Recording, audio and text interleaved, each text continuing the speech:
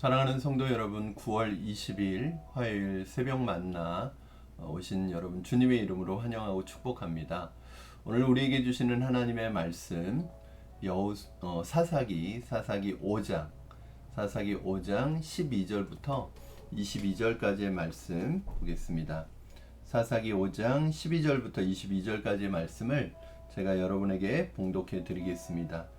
깰지어다 드보라여, 깰지어다 너는 노래할지어다 일어날지어다 바라기여, 아비노함의 아들이여 내가 사로잡은 자를 끌고 갈지어다.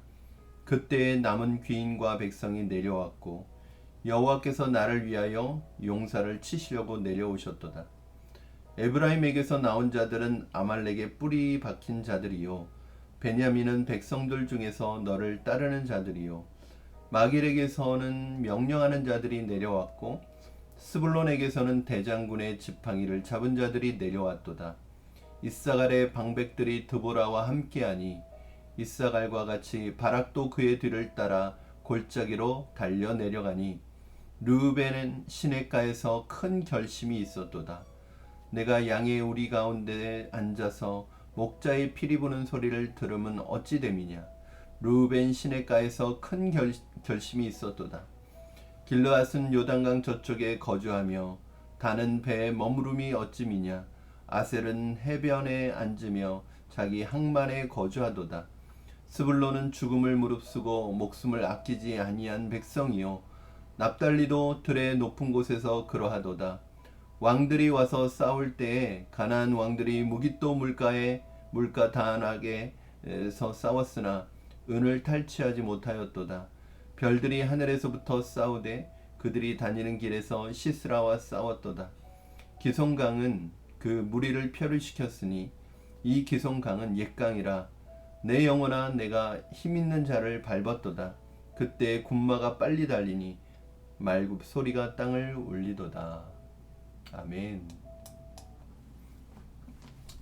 여러분, 우리나라의 대표 간판 축구 스타인 손흥민 선수가 지난 요번 주일 새벽에 있었던 경기에서 그 해트트릭을 기록하는 아주 대기록을 세웠습니다. 시즌 9번째 경기에서 첫 골과 세 번째 골까지 연속해서 넣게 되었는데, 사실은 지난 시즌에 득점왕까지 차지했던 손흥민 선수가 이번 시즌에 들어와서는 8경기를 하는 동안에 한 번의 도움, 어시스트와 한 번도 골을 넣지 못하는 부진을 보여주고 있어서 많은 사람들이 이제 걱정도 하고, 많은 팬들은 걱정도 하고, 또 주변에 있었던 안티팬이나 언론들은 손흥민 선수에 대해서 굉장히 비판적인 기사를 내보내고 해서 손흥민 선수가 어떤 겪었던 심적인 고통들이 심했던 시간이 아닌가 생각을 합니다. 그런데 이렇게 손흥민 선수가 8경기 동안에 한 골도 넣지 못했던 것은 손흥민 선수의 실력의 문제라기보다는 감독이 새로운 전술에 손흥민 선수가 녹아들기 위해서 감독의 전술에 따라서 움직이다 보니까 그 전술상에서는 손흥민 선수가 돋보일 수 있는 전술이 아니었던 거예요. 그럼에도 불구하고 아마 다른 선수 같았으면 불만을 표출하고 그것에 대해서 자기 팀을 이탈한다든지 어떤 감정적인 반응을 보였을 텐데, 손흥민 선수는 그 많은 야유와 비판을 받으면서도 그 역할을 묵묵히 수행을 합니다. 그리고 오늘 마침내 또 새로운 전술에서 그 이번 주일 새벽에 있었던 경기에서 13분 동안 3골을 몰아넣으면서 지금 영국에서는 뭐 지금 난리가 났습니다. 손흥민 선수의 이 골들이 화제가 되고 있습니다. 그러면서 다시 한번 생각해 보는 건, 이것이 바로 손흥민 선수와 다른 슈퍼스타들의 차이입니다. 다른 축구 선수들은, 정말 슈퍼스타들은 자신의 개인의 기록이 곧 자기의 몸값을 결정하는 것이기 때문에 자신의 개인 기록에 대한 욕심이 상당히 높습니다. 그래서 굉장히 이기적인 플레이를 하죠. 자기가 돋보이는 플레이를 하기를 원하고요. 특히 몸값이 높은 선수일수록. 그러나 손흥민 선수는 늘 자기가 뭐라고 말해왔냐면, 내 기록, 내가 골을 넣지 못하더라도 팀이 이겨야 나는 기쁘다. 내가 골을 넣어도 팀이 지면 나는 기쁘지 않다. 이렇게 이야기할 정도로 팀에 대한 충성도와 헌신도가 굉장히 강하고 팀을 승리로 이끄는 것이 가장 중요한 목적과 목표라고 말하는 선수입니다. 이번 그 경기가 끝나고 나서 영국 축구의 레전드들이 모여서 이야기하면서 그런 얘기를 하더라고요. 손흥민 선수는 슈퍼스타이면서도 겸손하다는 거예요. 그리고 항상 팀을 위해서 축구를 하기 때문에 사실은 이런 선수가 내가 가르치는, 내가 지도하는 팀에 있다는 것은, 이런 선수와 함께 축구를 할 수 있다는 것은 꿈 같은 일이 아닐 수 없다. 그러면서 그런 얘기를 합니다. 손흥민 선수는 모든 감독들의 꿈이다. 손흥민 선수, 이 세상 어떤 감독도 손흥민 선수를 원하지 않는 감독은 없을 것이다. 그야말로 극찬이죠. 그만큼 손흥민 선수가 자기 개인 실력, 자신의 실력뿐만 아니라 항상 자기가 속해 있는 팀과 공동체를 위해서 얼마나 헌신해 왔는지를 보여주는 그러한 것이라 할 수 있고요. 무엇보다도 저는 우리 손흥민 선수가 정말 크리스찬이라는 것에 있어서 정말 그 마음속에 하나님이 주시는 그런 마음들이 있지 않나 하는 생각이 듭니다. 그래서 돈을 따라가지 않고 정말 소신과 자기의 역할을 할 수 있는 그 길을 쫓아가는 손흥민 선수를 보면 참 대단하다는 생각이 듭니다. 오늘 본문은 드보라의 승리의 노래가 이어지는 부분입니다. 어제부터 이어졌던 드보라의 노래가 이어지고 있고요. 오늘 본문에는 이 전쟁의 성격이 무엇인지와 이 하나님 여호와의 전쟁에 참여했던 지파와 참여하지 않았던 불참했던 지파를 기록하고 있습니다. 먼저 이번 전쟁은 성격은 어떤 성격이냐? 하나님이 함께 하시는 전쟁이에요. 하나님이 싸우시는 전쟁이죠. 이건 우리가 여호와의 전쟁이라고 하고 하나님의 일이라고 하고 하나님과 동역하는 전쟁이라고 할 수 있습니다. 12절 13절 말씀 여러분 한번 같이 보겠습니다. 12절 13절 깰지어다 깰지어다 드보라여 깰지어다 깰지어다 너는 노래할지어다 일어날지어다 바라기여 아비노함의 아들이여 내가 사로잡은 자를 끌고 갈지어다. 그때 남은 귀인과 백성이 내려왔고 여호와께서 나를 위하여 용사를 치시려고 내려오셨도다. 먼저 백성들은 드보라와 바락에게 깰지어다 깰지어다 일어날지어다 일어날지어다 라고 말하면서 지도자들이 먼저 일어날 것을 요청하고 있습니다. 그리고 그 드보라가 지도자로 세워지니까 어떻게 돼요? 백성들이 내려왔다고 돼 있죠. 그때 13절 그때 남은 백성과 귀인과 백성들이 내려왔고, 그러면 이게 지도자의 중요성입니다.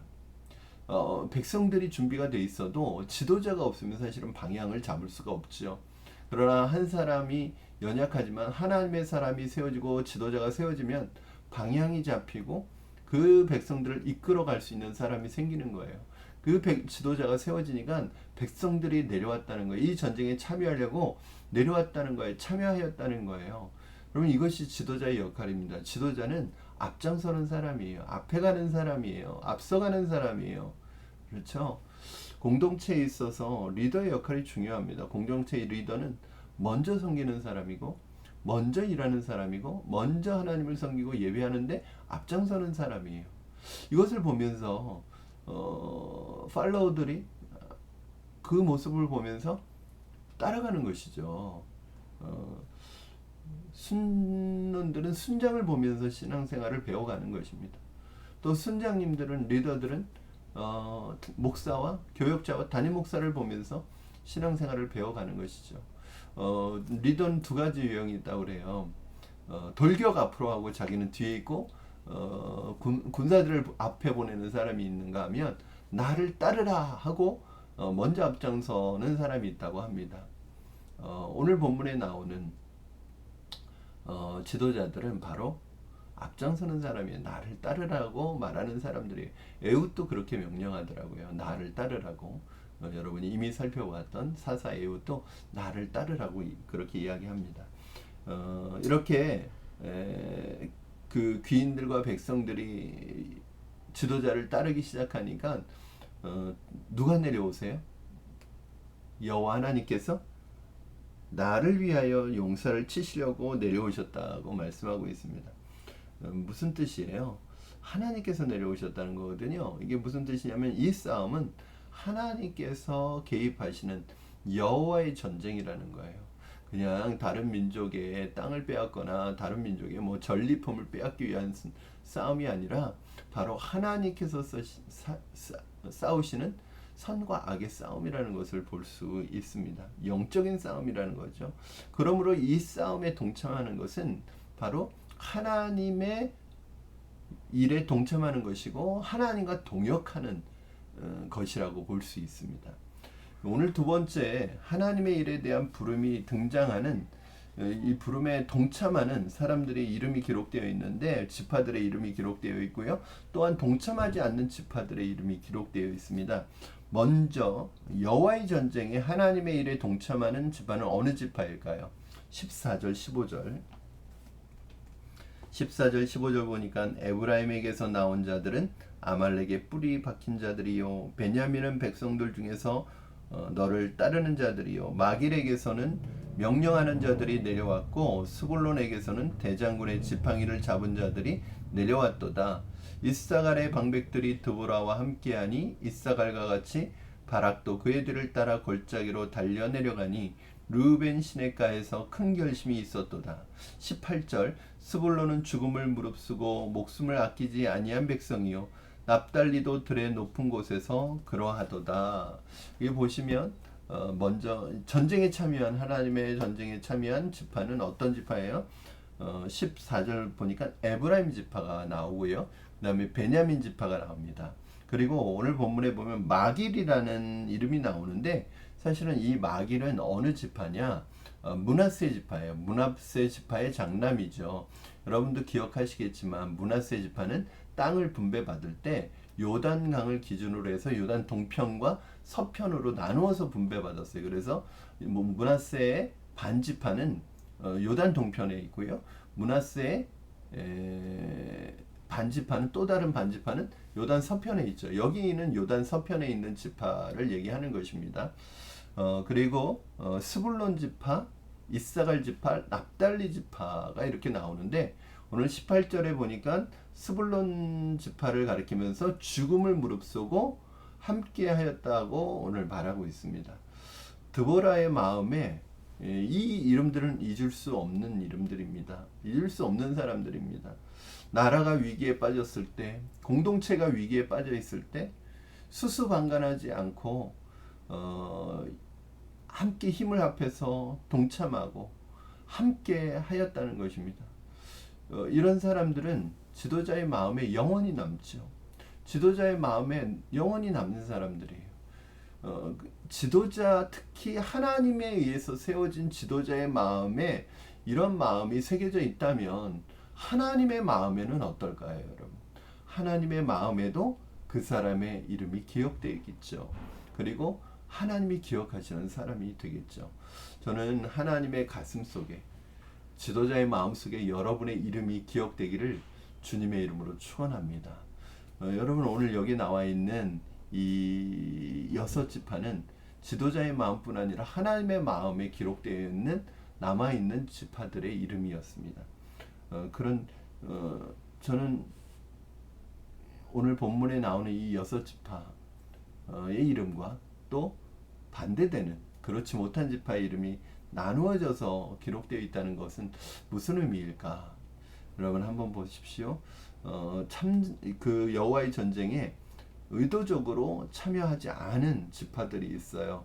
17절 말씀 한번 보겠습니다. 17절 길르앗은 요단강 저쪽에 거주하며 단은 배에 머무름이 어찌 됨이냐 아셀은 해변에 앉으며 자기 항만에 거주하도다.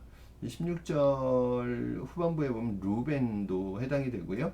길르앗, 단, 아셀 지파. 여기서 길르앗이라고 하는 것은 뭐냐면 요단 동편 지파들을 얘기합니다. 요단 동편에 므낫세 반지파도 있었죠. 그렇죠. 그래서 요단의 동편에 있었던 세 지파를 이야기하는 것입니다. 그리고 오늘 본문에 보니까 단지파, 아셀지파 이렇게 이야기를 하고 있습니다. 그 상황을 보면요, 공동체의 멤버들은 지금 헌신해서 즐거이 헌신해서 하나님의 일에 헌신하고 있어요. 동참하고 있어요. 온 힘을 다해서 하나님의 일에 동역하고 있는데 여기 있는 이 지파들은 오늘 하나같이 어떤 자신의 거기에 머물러 있다는 거예요. 자신들의 일에 빠져 있는 거예요. 함께하지 않습니다. 특히 단은 배를 타고 무역하는 데 바빴다고 되어 있고요. 아셀은 거주지에서 편안하게 그냥 편안함을 따라서 살고 있었다는 것을 볼 수 있습니다. 즉 자신들의 것을 지키는 데만 급급하였고 자신들의 편안함을 추구하는 데는 급급하였지만 하나님의 일에는 동참하지 않았다는 거예요. 내 일만 하면 편할 수 있겠지만 여러분 그렇게 되면 하나님의 기적과 역사를 승리의 은혜를 맛볼 수는 없겠죠. 이것이 오늘 두 지파의 모습이었습니다. 저는 우리 성도님들이 하나님의 일에 정말 동참해서 하나님과 함께 동역하는 하나님의 동역자들로 다 세워지기를 주님의 이름으로 축원합니다. 여러분 우리 공동체라는 것은 한 몸이잖아요. 하나이잖아요. 그렇죠? 그런데 누군가는 자신의 삶을 들여서 시간을 들여서 물질을 들여서 몸을 들여서 그 몸된 공동체를 위해서 즐거이 헌신하고 그것이 단순히 세상적인 일이 아니라 하나님이 기뻐하시는 일을 위해서 헌신하고 자신을 희생하며 섬기면서 공동체를 세워가는데 우리가 팔짱 끼고 수수방관하며 그 일보다는 그냥 나만을 위한 내 편안함을 위한 일만 쫓는다면 공동체로서의 그 귀중함을 잃어버리게 되고 결국에는 어떻게 되겠어요? 하나님의 기적과 역사를 경험할 수 없고 그것이 사실은 가장 큰 손해라고 생각합니다. 저는 우리 성도님 모든 성도님들이 우리 푸른나무교회 모든 성도님들 그리고 우리 푸른나무교회 성도님들이 아니시라도 우리 크리스찬 되신 여러분들 공동체를 아름답게 섬겨가시고 공동체를 위해서 즐거이 헌신하시고 하나님의 일에 즐거이 헌신하시는 여러분 되시기를 주님의 이름으로 축원합니다. 그냥 팔짱 끼고 구경하는 사람이 되지 않기를 바랍니다. 기도하겠습니다. 살아계신 하나님 아버지 감사합니다. 오늘 드보라의 노래를 통하여 다시 한번 하나님의 일에 동참하는 것이 얼마나 귀한 것인지 보게 됩니다. 드보라 지도자의 마음과 하나님의 마음에는 이렇게 하나님의 일에 헌신하고 동참했던 그 지파들의 이름이 새겨져 있습니다. 또 동참하지 않았던 그 지파들의 이름도 하나님께서 일일이 기억하고 계십니다. 하나님, 내 개인의 일도 소중하지만 내 개인의 일만 따라가고 내 개인을 위해서만 내 현실의 문제만 위해서 살아가는 것이 아니라 하나님의 나라와 주님의 일을 위하여 아름답게 동참하고 주님의 동역자로 쓰임받는 저희들이 되게 하여 주시옵소서. 오늘 하나님 우리 교회 안에 그리고 이 나라 민족 안에 이런 귀한 지도자들을 하나님의 말씀에 즐겁게 헌신하는 사람들을 세워 주시옵소서. 감사드리며 예수님의 이름으로 기도드리옵나이다. 아멘. 사랑하는 성도 여러분, 오늘 하루도 주님의 일에 동참하셔서 주님과 동역하는 여러분 되기를 주님의 이름으로 축원합니다. 주님의 가슴에 또 지도자의 가슴에 기쁨의 기억으로 남아있는 여러분 되기를 바랍니다. 오늘 하루도 승리하시고요. 우리 또 내일 수요일 새벽 만나에서 다시 말씀으로 만나도록 하겠습니다. 사랑하고 축복합니다, 여러분.